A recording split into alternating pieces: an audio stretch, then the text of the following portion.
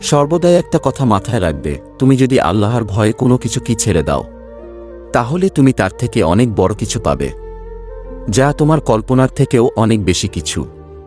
প্রথমত আমি আল্লাহকে ভয় পাই, আর দ্বিতীয়ত আমি সেই মানুষগুলোকে ভয় পাই যে মানুষগুলো আল্লাহকে ভয় করে না।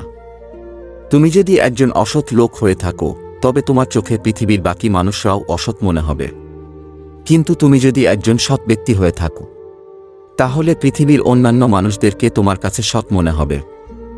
যে ব্যক্তি নিজেকে সতর্ক রাখতে পারে না, সে ব্যক্তিকে কোনো দেহরক্ষী কখনোই রক্ষা করতে পারবে না।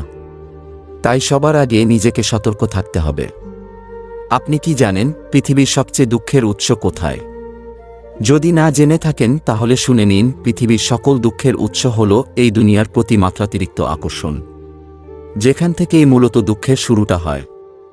যদি তুমি কোনো পাপ করো এবং সেই পাপকে লুকিয়ে রাখার চেষ্টা করো, তবে তুমি কোনোদিন সফলতা অর্জন করতে পারবে না, কারণ এই পাপ তোমাকে ধুকে ধুকে মারবে।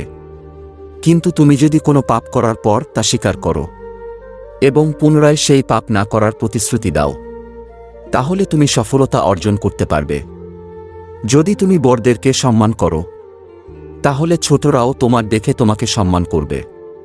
কিন্তু তুমি যদি বড়দেরকে অসম্মান করো, তাহলে তোমার ছোটদের কাছ থেকে সম্মান আশা করাটাও বোকামি।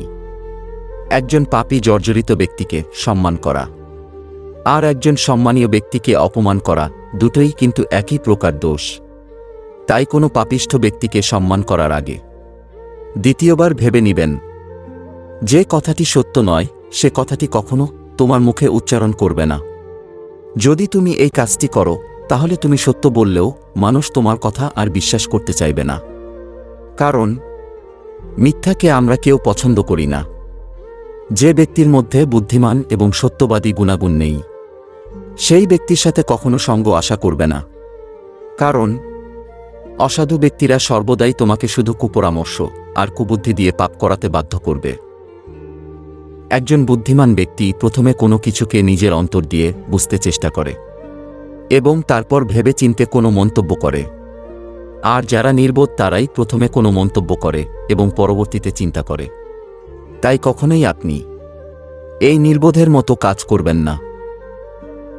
আপনি সর্বদাই নিজেকে বিজয়ী হিসেবে দেখতে চান, তাহলে সবার আগে আপনার অভ্যাসকে জয় করতে শিখুন।